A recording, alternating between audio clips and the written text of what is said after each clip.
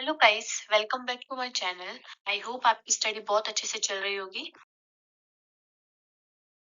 तो जैसे कि हम लोग बात कर रहे थे कॉन्ट्रैक्ट ऑफ इंडेमनिटी और गारंटी के बारे में, जहां हमने कॉन्ट्रैक्ट ऑफ इंडेमनिटी की लेक्चर पूरी कर दी है। आज का हमारा टॉपिक है कॉन्ट्रैक्ट ऑफ गारंटी। और आपको अगर नोट्स चाहिए तो मैं इस वीडियो के डिस्क्रिप्शन बॉक्स में टेलीग्राम लिंक प्रोवाइड कर दूंगी, तो उस लिंक को क्लिक करके आप ज्वाइन करें टेलीग्राम ग्रुप को। वहां पे आपको वीडियो मिल जाएगी फ्री में, सॉरी नोट्स मिल जाएंगे। ओके। तो कॉन्ट्रैक्ट ऑफ गारंटी सेक्शन 126 में इसकी डेफिनेशन गिवन है, जहां पे लिखा है a contract of guarantee is a contract to perform promise और discharge the liability of third person in case of his default. Contract of guarantee एक ऐसा कॉन्ट्रैक्ट है जहां पे एक पर्सन थर्ड पर्सन के लिए गारंटी देता है कि अगर ये डिफॉल्ट करता है किस चीज में, related the discharge the liability, अगर वो लायबिलिटी अपनी परफॉर्म नहीं करता है या फिर प्रॉमिस परफॉर्म नहीं करता है तो मैं देखूंगा। तो इसमें थ्री पार्टीज इन्वॉल्व है।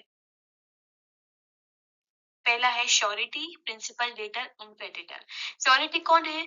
जो पर्सन गारंटी देता है उसको हम लोग गारंटर भी कहेंगे, श्योरिटी को। ठीक है। किसको देता है? क्रेडिटर को। The person to whom the guarantee is given, जिसको गारंटी दी जा रही है, किसके रिगार्डिंग दी जा रही है? प्रिंसिपल डेटर के रिगार्डिंग। तो श्योरिटी कौन है? श्योरिटी वो पर्सन है जो गारंटी देता है। किसकी गारंटी? प्रिंसिपल डेटर की। Person in respect whose default the guarantee is given. और क्रेडिटर वो पर्सन है जिसको गारंटी दी जाती है। एक एग्जांपल से समझ में आएगा। C request A to lend ₹1000 to B.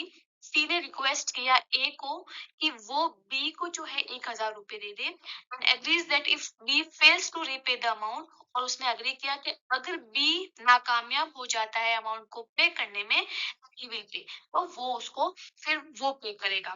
This is a contract of guarantee. यानी कि जो श्योरिटी है वो गारंटी देता है प्रिंसिपल डेटर की। किसको? क्रेडिटर को। तो यहाँ पे सी कौन है? गारंटर है, यानी कि जो इसको हम श्योरिटी भी कहेंगे। ए कौन है? क्रेडिटर है। और बी कौन है? यहाँ पे प्रिंसिपल डेटर। अब हम इसको देखते हैं एसेंशियल्स। तो देखो, सबसे पहला निकल के जो हमारा एसेंशियल है कि थ्री पार्टीज है, इसमें तीन पार्टी है।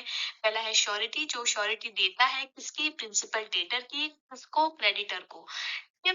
तो यहाँ पे थ्री कॉन्ट्रैक्ट्स भी बिल्डअप होते हैं। There are the three contracts in a guarantee between the creditor and principal debtor, इसके बीच में और इसके बीच में, between the creditor and the surety, and implied contract between the principal debtor and the surety. Third है free consent, contract of guarantee which has been obtained by creditor by means of misrepresentation, non-disclosure of material facts, or by means of keeping silence as to material circumstances is invalid. Contract of guarantee अगर ऐसे perform हो रही है जहां पे जो creditor है वो मिस रिप्रेजेंटेशन या फिर non disclosure of material facts means important facts का अगर डिस्क्लोजर नहीं किया है, अगर सब कुछ नहीं बताया है तो, और by means of keeping silence to material circumstances, और इम्पोर्टेंट सर्कमस्टांसेस में अगर वो चुप है तो वो इनवैलिड होंगे। ठीक है। ये सेक्शन 142 एंड 143 में गिवन है। Consent, both the parties have same intentions, अगर दोनों पार्टी की एक ही इंटेंशन है, एक ही कार्य को करने का वो सोचते हैं, तो उसको कंसेंट कहेंगे। और कंसेंट भी कैसे होनी चाहिए? फ्री, यानी कि जोरों जबरदस्ती वाली नहीं होनी चाहिए। तो consent of all three parties is must for a valid contract of guarantee, so it may be either express और इम्प्लाइड। ठीक है, दोनों तरीके से हो सकता है। Express means oral and written, और implied means by the way of conduct. Next up is capacity to contract. देखो, हमने वैलिड कॉन्ट्रैक्ट में पढ़ा था कि सारे इसेंशियल एलिमेंट्स होने चाहिए to make a valid contract, जिसमें हमने कैपेसिटी टू कॉन्ट्रैक्ट भी पढ़ा था, यानी कि पार्टीज जो है वो कैपेबल होनी चाहिए ऑफ अंडरस्टैंडिंग द थिंग, है ना, साउंड माइंड का होना चाहिए, माइनर नहीं होना चाहिए। Generally all parties must be competent to contract to create a valid contract, ये हमने चीज पढ़ी थी। बट कॉन्ट्रैक्ट ऑफ गारंटी में प्रिंसिपल डेटर, यानी जिसके लिए गारंटी दी जा रही है, वो माइनर भी हो सकता है, कि वो इनकॉम्पिटेंट पर्सन भी हो सकता है। However, in a contract of guarantee, the principal debtor may not be a person competent to contract, but his incapacity, लेकिन उसकी incapacity के बारे में श्योरिटी के नॉलेज में होना चाहिए। ये शर्त है यहाँ पे। ठीक है। फोर्थ है, अच्छा ये पॉइंट थर्ड नहीं है, ये 5th पॉइंट है, ओके, मैंने भूल से लिखा है 5th 6 7 8 9 पॉइंट है इसमें। तो मैं ऐसे ही बता रही हूँ आपको। 4th पॉइंट है डेट और liability. In the contract of guarantee, the surety undertake to pay a debt or a liability of third person in case of his default. तो कॉन्ट्रैक्ट ऑफ गारंटी में जो श्योरिटी है वो कब पैसा पे करता है? जब प्रिंसिपल डेटर डिफॉल्ट में आता है तभी पे करेगा वो, ठीक है। 5वां है the request of principal debtor. अब प्रिंसिपल डेटर के रिक्वेस्ट पे जो श्योरिटी है या जो गारंटर है वो गारंटी देता है किसी को, उसको क्रेडिटर को। Guarantee is given by the surety at the express or implied request of principal debtor. Principal debtor से तो रिक्वेस्ट करता है कि आप मेरे लिए गारंटी दो, किसको, क्रेडिटर को, ठीक है। 6th है राइटिंग नॉट नेसेसरी। तो कॉन्ट्रैक्ट ऑफ गारंटी जो है वो हम जरूरी नहीं है कि उसको रिटर्न में हो, ये ओरल और रिटर्न दोनों तरीके से हो सकता है। 7th है कंसिडरेशन। को अब आपका एक क्वेश्चन अराइज हो रहा होगा कि जो श्योरिटी है वो प्रिंसिपल डेटर के लिए गारंटी देता है किसको, क्रेडिटर को। तो अब श्योरिटी को क्या मिल रहा है इसके बदले? वो क्यों डेट पे करेगा? सीधी सी बात है, अगर वो उसकी गारंटी देता है क्रेडिटर को तो श्योरिटी को मिल क्या रहा है? क्या कंसिडरेशन मिल रही है यहाँ पे श्योरिटी को? ये क्वेश्चन है, इसमें आपको समझ में आ जाएगा जो सेक्शन 127 में गिवन है। Consideration received by the principal debtor may be sufficient consideration to the surety for giving guarantee. तो सेक्शन 127 कहता है कि कोई भी चीज में अगर प्रिंसिपल डेटर को फायदा हो रहा है तो वही श्योरिटी के लिए भी कंसिडरेशन होगी।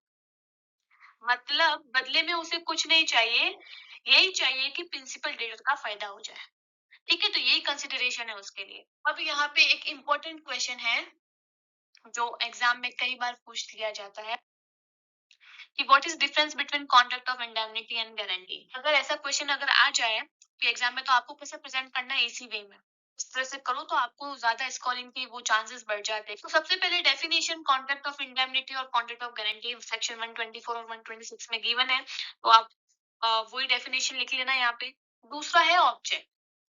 तो कॉन्ट्रैक्ट ऑफ इंडेमनिटी का ऑब्जेक्ट क्या है? To save the promise from loss. जैसे हमने इंश्योरेंस वाला एग्जांपल पढ़ा था कि जहां पे इंश्योरेंस कंपनी और जो ओनर ऑफ द हाउस है उसके बीच में क्या होता है, कॉन्ट्रैक्ट होता है। किस किस चीज के लिए वो कॉन्ट्रैक्ट करता है कि वो लॉस से बचाए उसको। अगर घर में आग लगती है तो कौन भरपाई करेगा? Insurance company. तो to save the promisee from loss, promisee loss से को बचाने के लिए इसका पर्पस है कॉन्ट्रैक्ट ऑफ इंडेमनिटी का, ठीक है। वही कॉन्ट्रैक्ट ऑफ गारंटी का क्या पर्पस है? To provide assurance as to performance of promise और डिस्चार्ज। प्रिंसिपल डेटर है वो अपना प्रॉमिस जो है वो पूरा कर सके या फिर अपनी लायबिलिटी को डिस्चार्ज करे, ठीक है। ये कॉन्ट्रैक्ट ऑफ गारंटी का पर्पस है। फिर अगर वो नहीं करता है तो कौन पे करेगा? श्योरिटी। कॉन्ट्रैक्ट हमने ऑलरेडी पढ़ लिया एसेंशियल्स में भी कि इसमें कितनी पार्टीज है, इसमें 2 पार्टीज है, indemnifier, indemnity holder, and here they are the 3 parties, principal, debtor, creditor and the surety, ठीक है। ठीक है, नंबर ऑफ कॉन्ट्रैक्ट्स 1 हो रहा है, यहाँ पे 3 हो रहे हैं। Nature of liability, the liability of indemnifier is primary. Contract of indemnity में जो इंडेमनीफायर था उसकी जो लायबिलिटी थी वो प्राइमरी थी, लेकिन यहाँ पे जो श्योरिटी है यानी कि जो गारंटी दे रहा है इसके लिए प्रिंसिपल डेटर के लिए, तो वहां पे उसकी जो लायबिलिटी है वो सेकेंडरी है। अगर प्रिंसिपल डेटर नहीं देता है तो कौन देगा? श्योरिटी देगा। तो इसकी लायबिलिटी यहाँ पे सेकेंडरी होती है। नेक्स्ट, नेचर ऑफ लायबिलिटी के बाद liability, the liability under contract of indemnity arise only when some loss is caused. तो यहाँ पे लायबिलिटी कब अराइज होती है? जब लॉस होता है तब। और यहाँ पे जो श्योरिटी की लायबिलिटी है वो कब अराइज होती है? जब प्रिंसिपल डेटर, ये पीडी प्रिंसिपल डेटर है, वो अपना जो ऑब्लिगेशन है या फिर जो ड्यूटी है उसमें परफॉर्म करने में नाकामयाब हो जाता है, ठीक है। कैपेसिटी टू कॉन्ट्रैक्ट, यहाँ पे दोनों पार्टीज की कॉन्ट्रेक्चुअल कैपेसिटीज होनी चाहिए। यहाँ पे principal debtor need not necessarily be competent to contract. यहाँ पे जो प्रिंसिपल डेटर है यानी कि जिसके लिए गारंटी दी जा रही है वो जरूरी नहीं है कि वो मेजर हो या फिर उसमें कोई कॉन्ट्रेक्चुअल कैपेसिटी हो, लेकिन शर्त ये है कि उसकी नॉलेज जो है वो क्रेडिटर को होनी चाहिए और श्योरिटी को भी। लास्ट है कंसिडरेशन।